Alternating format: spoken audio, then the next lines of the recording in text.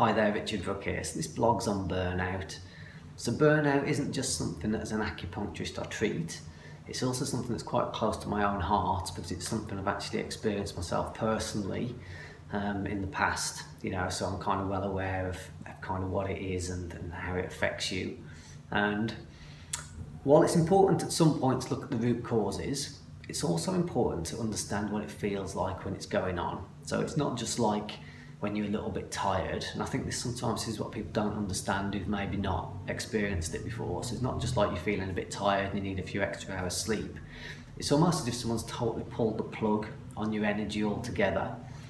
And you might just manage to get together enough energy to go out and do certain things that you need to do. So maybe you need to gather enough energy up to do the bare minimum of getting out to work or sustaining relationships and things like that. But the rest of the time, basically, you feel like you just need to be going inwards and just kind of spending time on your own. So I know, particularly for myself in the past when I really struggled with it, it'd be punctuated by quite long periods of time of feeling quite socially cut off, needing to be in my house a lot and maybe just trancing out to things, so just watching the TV a lot and spending a lot of time watching my laptop. So basically you feel cut off because you don't feel like you've got any energy. And that can go on for quite a long period of time. And another symptom which tends to come with it is you tend to feel this sense of having brain fog. So it's like you don't feel quite in the moment, you're not quite present. And I know sometimes I've been lucky enough to be aware of the kind of moments where I feel like my body's kind of righted itself and the kind of the fatigue and the brain fog has cleared, and it is literally as if you're coming back out into the world again. So instead of feeling like you need to lock yourself away and just kind of trance out and eat lots of food and stuff, it's like whoa, I'm back in the present moment, and you feel like you can kind of reach out and interact again with the world around you.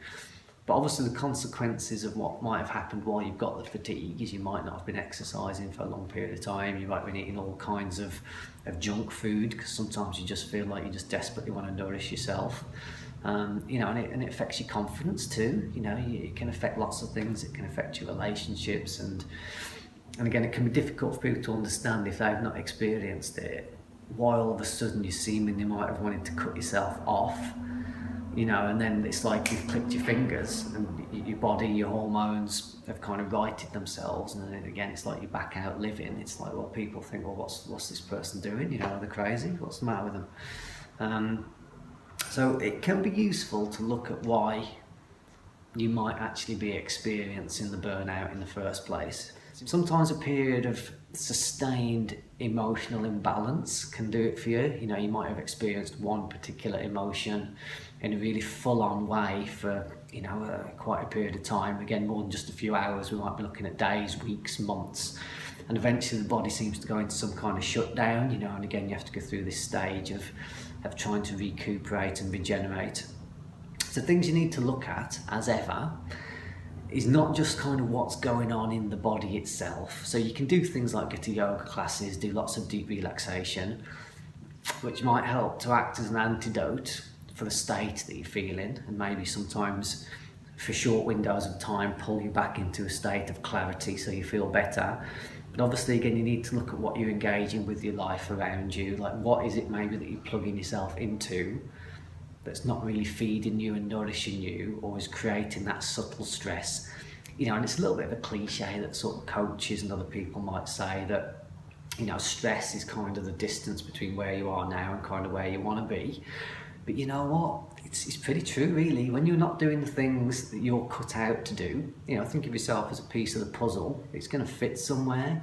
And when you're not doing the things that are intrinsic to you, that are intrinsic to your passion and your heart, and you're not putting your energy into that, but your energy's kind of going off in a different direction, that is an energetic and emotional strain. It's like energy in motion, but it's going in different directions. It's not going in the same direction.